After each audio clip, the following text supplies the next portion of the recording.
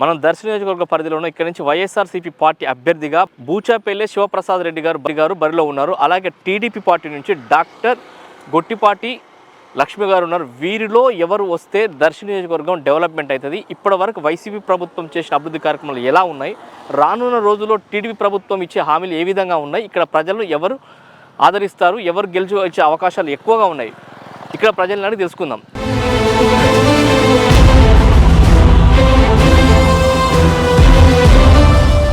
అవన్నీ నాకు తెలియదు, నేను చెప్పను. ఎమ్మెల్యే గారి పాలన ఎలా ఉంది సార్? ఇక్కడ వైసీపీ ప్రభుత్వం ఎలా చేస్తుంది అభివృద్ధి? బాగానే. ఏమేం చేస్తుంది సార్?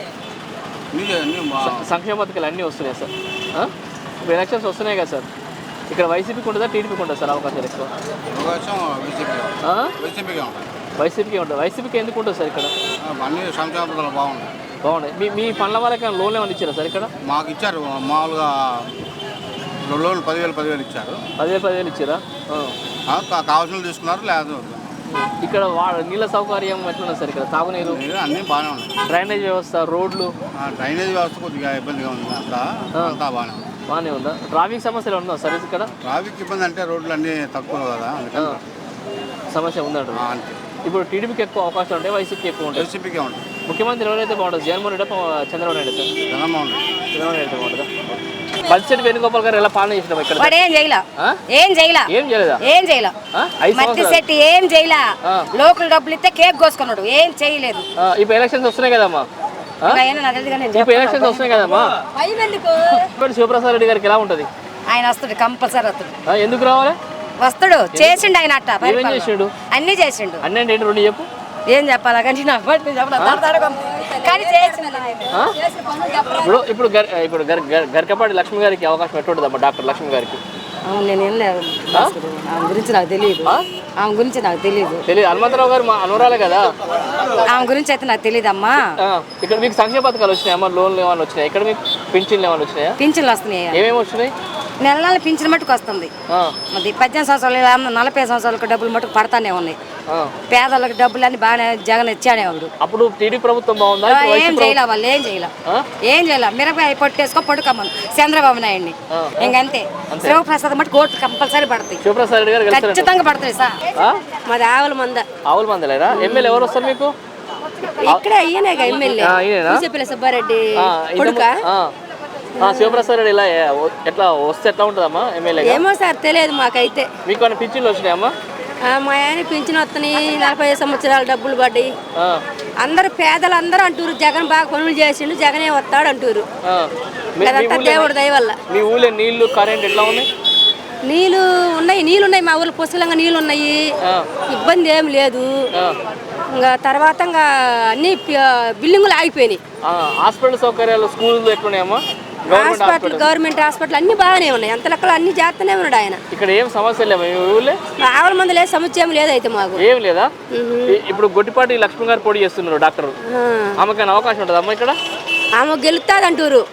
మా ఊరు 6 మంది మొత్తం తెలుగుదేశమే, ఆమె వస్తుంది అంటారు. మరి 6 మందిలో కూడా తెలుగుదేశమే వస్తుంది అంటారు. వైసీపీ ప్రభుత్వం బాగా చేసిందా, టీడీ ప్రభుత్వం బాగా చేసిందా? మేమైతే ఇప్పుడు దాకా వైఎస్ఆర్కే చేసినాము, ఇప్పుడైతే తెలుగుదేశానికి వేద్దాం అనుకుంటున్నాము. అంటే మాకు తెలుగుదేశం పోలే చేసిన పనులు వైఎస్ఆర్ జగన్ వచ్చినా గానీ ఆ ఊర్లో. ఇప్పుడు ఈయనకి వేద్దాం అనుకుంటున్నాం, ఊర్లో ప్రెసిడెంట్ని బట్టి. జగన్ పనులు బాగానే చేసిండు, పేదలకు మాత్రం బాగానే చేసిండు. రాజశేఖర రెడ్డి గాని ఈయన గాని. చంద్రబాబు నాయుడు ఇన్ని పథకాలు ఏడబెట్టిండు? ఇన్ని పథకాలు పెట్టలేదు. అప్పుడు పోయిన సంవత్సరం గెలిచిండు కదా, అప్పుడు 5 ఏళ్ళ నాడు గెలిచి రైతులకి తీసేస్తానండి 5 సార్లు. 5 సార్లు 3 సార్లే తీసేసిండు, 2 సార్లు ఆపేసిండుగా. ఇంటికి ఒక ఉద్యోగం ఇస్తానన్నాడు, ఇంటికి ఒక బాబు వస్తే జాబ్ వస్తుంది అన్నాడు, ఉద్యోగాలు ఇస్తానన్నాడు. ఏది ఇప్పుడు జగన్మోహన్ రెడ్డి ఇచ్చిండంటే మరి ఏదో ఆయన పిల్లలకి వాలంటీర్లు మంచి చేస్తారమ్మా పనులు.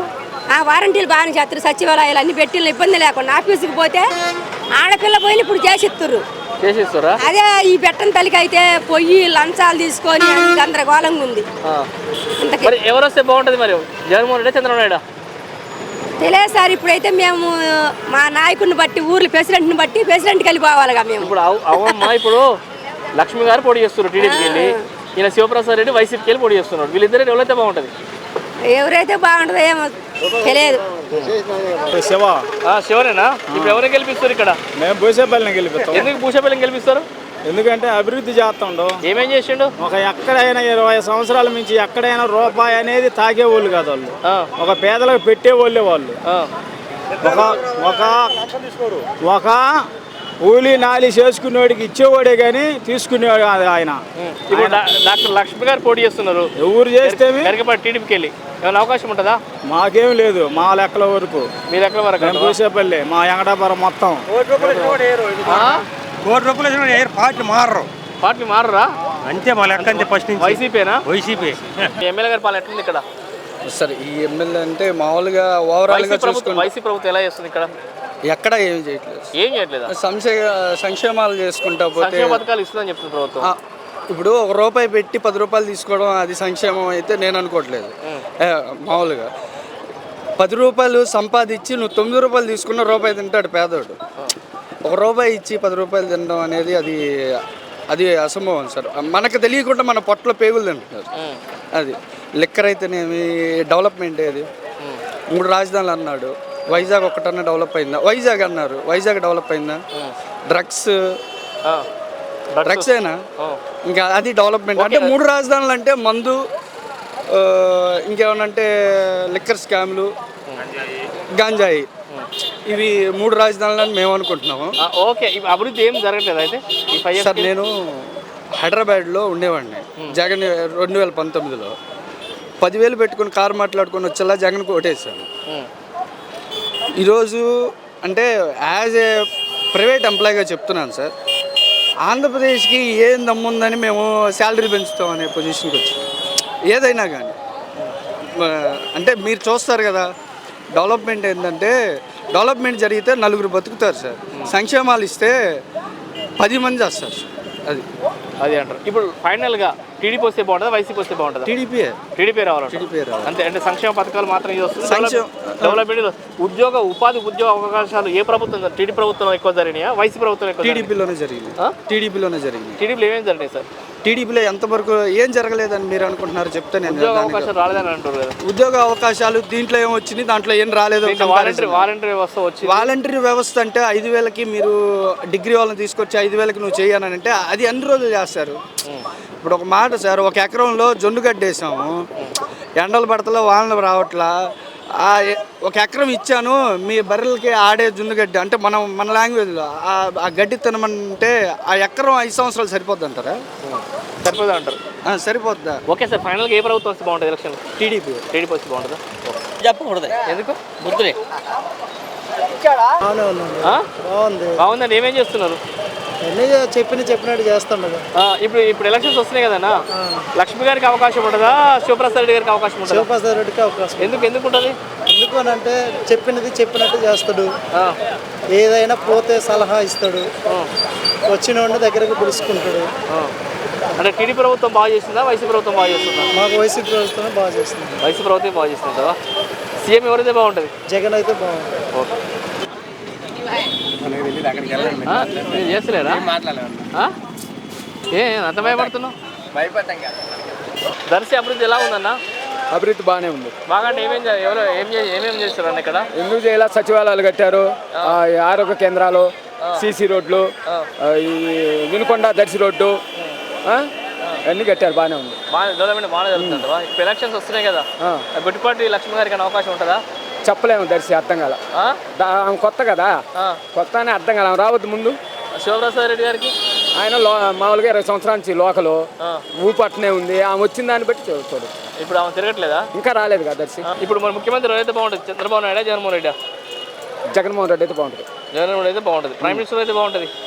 ప్రైమ్ మినిస్టర్ అది నాకు తెలియదు. మోడీ, రాహుల్ గాంధీ అది మనకు తెలియదు.